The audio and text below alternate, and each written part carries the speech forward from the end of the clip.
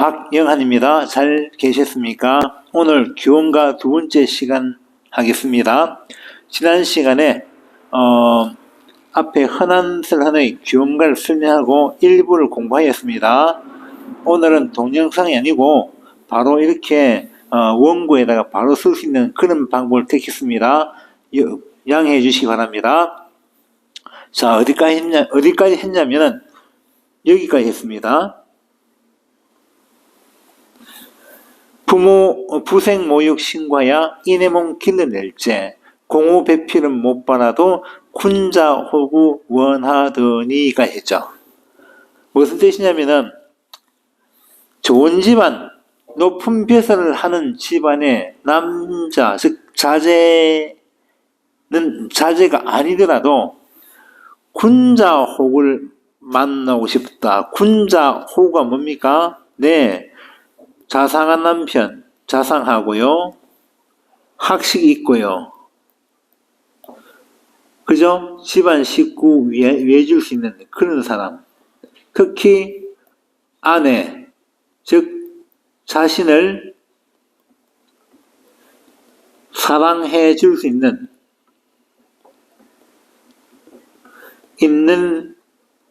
사람을 흔한설하는 원하였습니다.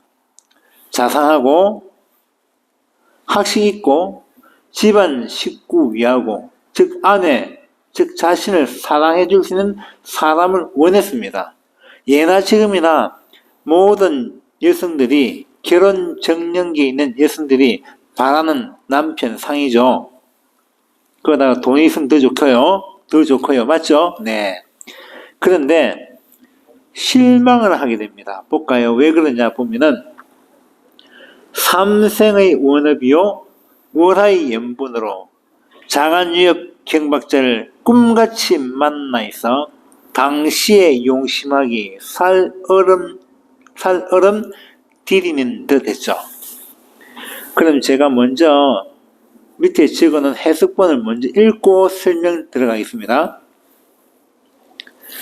전생에 지은 원망스러운 업보요 부부의 인연으로 장안이 호탕하면서도 경박한 사람을 꿈같이 만나서 시집간 뒤에 남편 시중하면서 조심하기를 마치 살얼음 디디는 듯 하였다.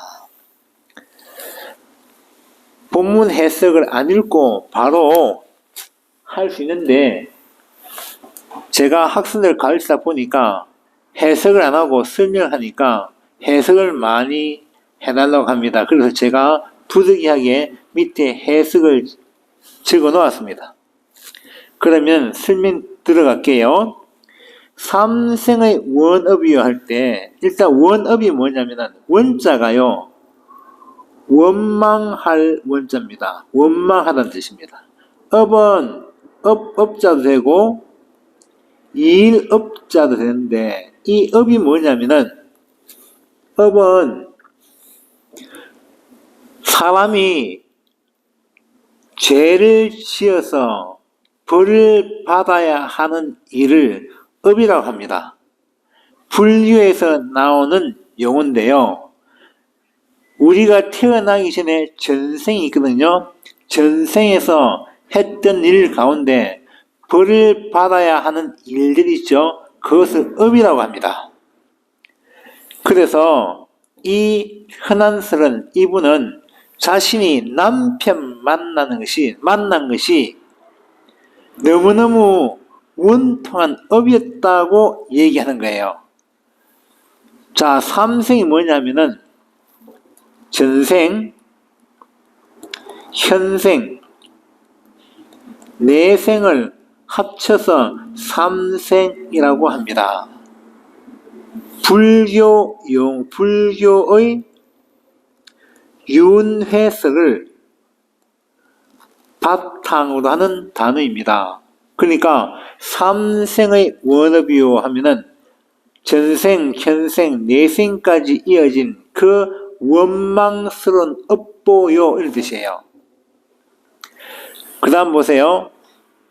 월하의 연분으로 했죠. 이 월하는 남자와 여자를 만나게 해주는 분, 즉 인연을 맺게 해주는 분이십니다. 어떤 인연? 부부의 인연요. 그래서 부부의 인연을 맺게 해주시는 월화노인이 어떻게 합니까? 인연으로 연결시켜 버렸습니다. 인연으로 연결시켰어요. 그러니까 전생에 업보도 있고 그 다음에 월화노인이 또 그렇게 연결시켰어요. 그러면은 여기서 말하는 게 뭡니까? 꺽쇠해놨죠? 자, 꺽쇠 부분은 결국 뭡니까? 운명적인 만남입니다. 이 운명이요, 좋은 게 아니에요. 바라지 않는 사람과의 만남입니다. 행복할까요? 불행할까요? 당연히 불행하겠죠. 그죠? 그러니까 비극적 만남입니다. 비극적 만남.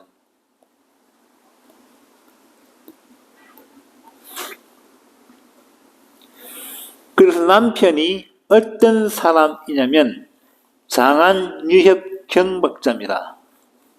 장안유협 경박자. 요새 얘기하면은 논팽입니다. 쉽게 말하면은 내놀고요, 일 안 하고요. 그죠? 남편, 아내, 즉 뭡니까? 아내 같지 않고 내 바람 피우고 술 먹고 도박하는 그런 사람을 얘기합니다. 조선시대 때는 이런 사람을 한량이라고 하죠. 한량. 하는 거 없이 맨날 빈둥빈둥 놀고 바람 피우고 술 먹고 도박하고 돈 떨어지면은 집에서 아내 때려 패고 돈 받아가고 이런 식으로 하는 사람을 장안유협 경박자라 합니다. 그런데 이분이 꿈같이 만나 있었죠. 진짜 꿈같이 만났습니까? 아니죠. 아이고야 하고 얼마나 실망했겠습니까? 속마음과 표현한 마음이 틀리죠. 그래서 반어적 편입니다. 무슨 뜻이에요?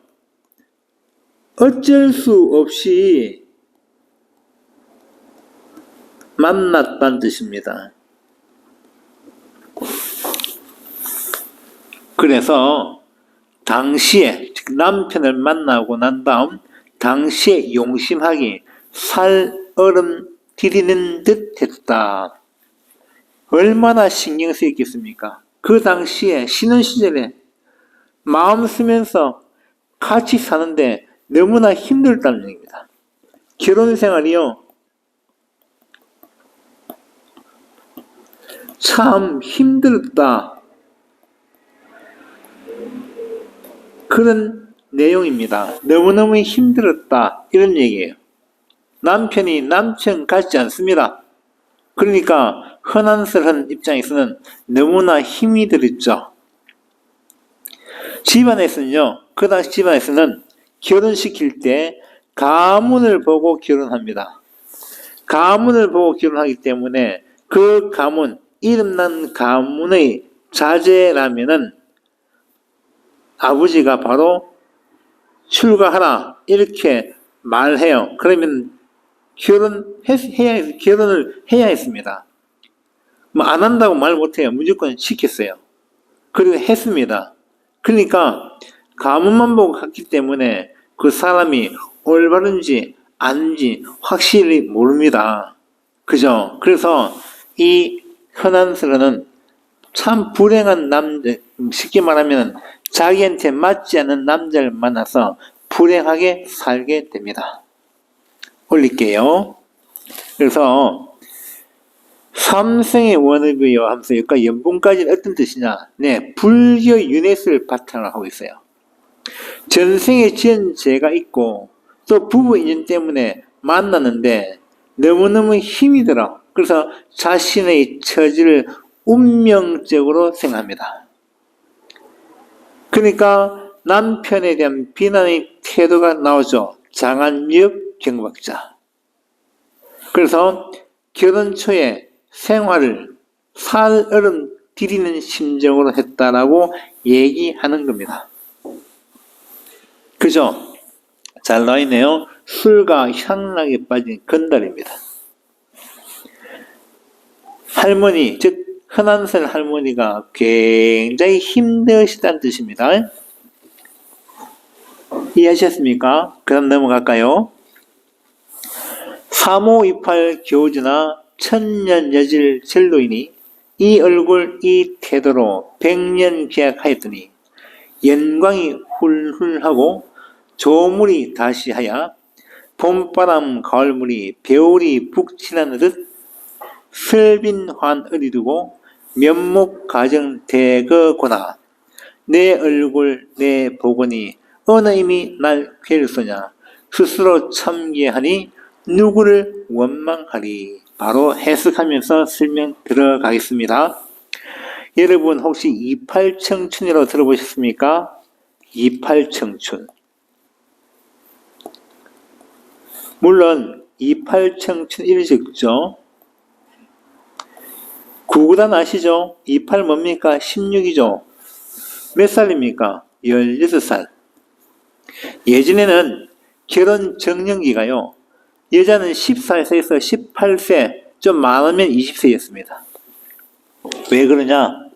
그 당시에는 사람들이 자식을 많이 놓고 그리고 일찍 죽었습니다. 평균 나이가 남자는 40세, 여자는 43세입니다. 왜냐? 전쟁이 일어나죠. 홍수가 나죠. 가뭄이 일어나죠. 전염병 돌죠. 이러니까 사람들이요, 또 굶어 죽어요. 그러니까 사람들이 여러 가지 요인에 의해서 빨리 죽어요. 그러니까 60이 되면, 우리나라 나이로 61살이 되면은 환갑이라 해서 양반이고 천민이고 할 것 없이 환갑을 맞이한 노인이 계시면 그 고을에 큰 잔치를 베풀어 줬습니다. 70, 80대면요, 그 고을의 어른입니다. 그만큼 사시는 분이 안 계셨기 때문에 환갑 잔치를 크게 여는 겁니다. 지금과 다르죠? 그래서 나이가 40 또는 43세 전후로 다 죽었기 때문에 일찍 죽었어요. 그러니까 자식을 낳자마자 빨리 결혼시키고 손자를 보고 일을 한 거예요. 또한 농경사회였기 때문에 젊었을 때 자식을 많이 놓도록 하기 위해서도 일찍 결혼을 시켰습니다. 그러다 보니까 이렇게 3528이란 말 나오죠. 15세, 16세 겨우 지나서. 자, 그 다음 중요한 나옵니다. 여기 보면은 색깔 좀 달리 할게요. 천년여질이란 말 나오죠. 천년여질. 절록이니. 자, 나이가 15세에서 16세 되면은 자연스럽게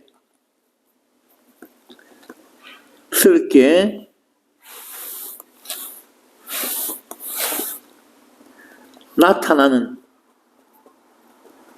아름다움입니다.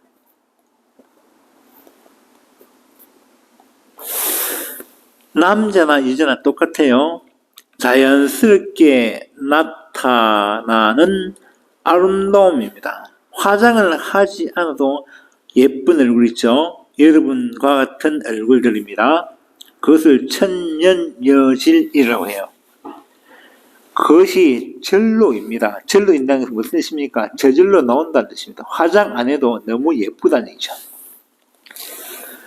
그래서 이 얼굴, 이 태도로 뭡니까? 이 아름답고 아름다운 얼굴, 모습으로 100년 기약했습니다. 결혼을 했어요. 그러면은 연광이 훌훌하고, 연광은 뭡니까? 세월입니다. 세월이 훌훌하고는 빨리 지나고란 뜻이에요. 빨리 지나고. 조물이 다시하야. 조물, 즉 조물주입니다. 창조주죠. 다시 할 때 시자는 시기할, 미안합니다. 시기할 시자입니다. 그러니까 다시는 시기를 많이 했다 뜻입니다. 시기를 많이 했다는 뜻이에요. 누가 시기했어요? 조물주가요. 즉 창조주가 시기를 많이 했다. 왜 시기를 많이 했는지 그 다음에 나옵니다. 그래서 봄바람 가을무늬 배오리 푹 지나듯, 배오리 푹 지난단 말은 무슨 뜻이냐? 옛날에 천을 짤 때 날줄과 시줄이 있습니다. 이것을 내두고 내려서 시줄 내려서 착착 이렇게 조밀하게 만들어주는 기구가 있어요. 그 기구가 요렇게 생겼습니다. 요렇게 생겼어요. 이렇게 생겼는데 이것이 구멍이 이렇게 뚫려 있어요. 이렇게 뚫려 있어요. 그게 빨리 지나가요. 그러니까 배 짜는 기계에 북이 지나듯, 쉽게 말하면 빨리 지나가니까 세월이 빨리 흘러간다 그 뜻이죠. 이해하시겠습니까? 그래서 세월이 빨리 흘러간다는 말이 두 군데 나오네요. 여기 하나 있고 지금 여기 보시는 요 말입니다. 뭡니까? 시간의 경과죠. 세월이 빨리 지나간다. 감을 얘기합니다. 세월이 빨리 지나는 것이 배 짜는 기계에 북이 지나가는 듯 하더라. 그래서 뭐 하는 뜻이니까 직유법이죠. 그만큼 세월이 빨리 지나가요. 그러다 보니까 어때요? 설빈화안 보이죠? 똑같은 말이 뭐 있죠? 천년여질입니다. 결국 뭡니까? 굉장히 아름다운 얼굴, 즉 설빈화는 눈처럼 하얗고 아름다운 꽃처럼 아름다운 얼굴이에요. 천년여질하고 똑같은 의미입니다. 너무너무 예쁘다는 뜻입니다. 똑같이 예쁘다는 뜻이에요. 그런데 두 개는 똑같은 뜻이야. 그런데 보세요. 그 모습은 어디에 두고, 요거는 다른 색깔로 할게요. 면목가정대거구나. 면목가정 보이죠? 굉장히 보기 싫은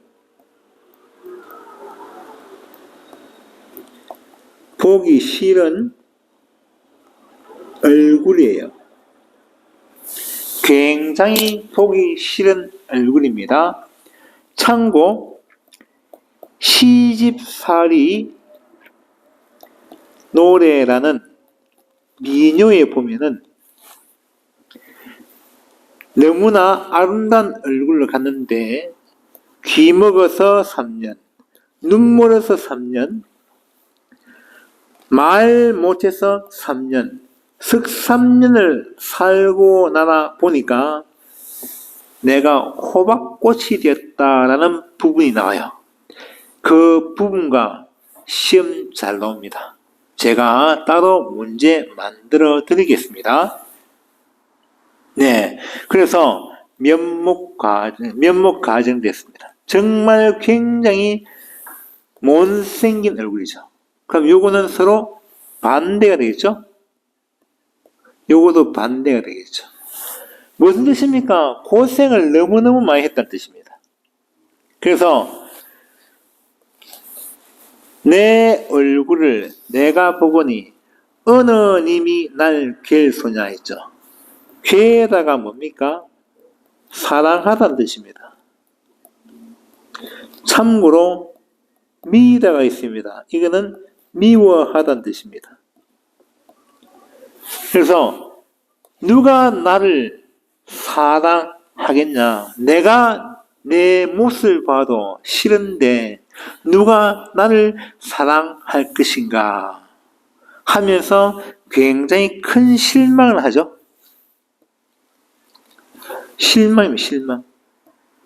그래서 스스로 참회하니 자신을 부끄럽게 여기죠. 여기입니다. 누구를 원망하니 모두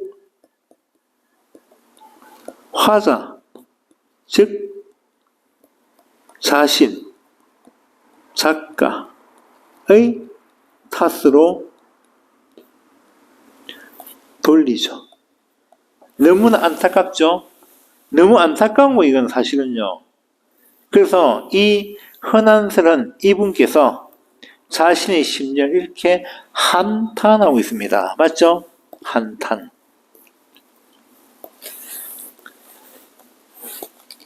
잠시 올리겠습니다. 그래서 과거의 회상과 늙음을 지금 한탄하고 있는 거예요.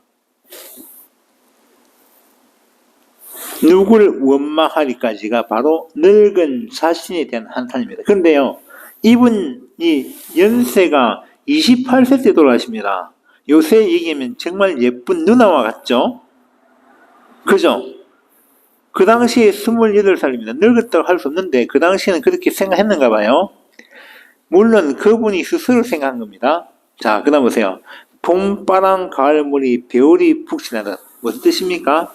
세월이 빠르게 지나감을 의미합니다. 직유법이죠. 그죠? 그러니까 배틀의 배울 사이에 북입니다.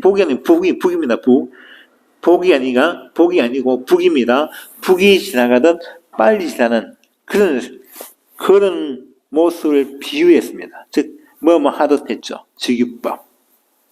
네. 아마 여기까지가 서론이죠. 그죠? 네, 서론 맞네요. 네, 서론이 끝났습니다. 그래서 서론은 결국 뭡니까?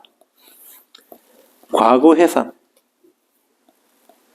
그 다음 플러스 한탄. 그걸 자탄이라 합니다. 스스로 탄식했으니까 자탄이라 합니다. 설명 이해하셨습니까? 네, 오늘 강의는 여기서 마치겠습니다. 감사합니다.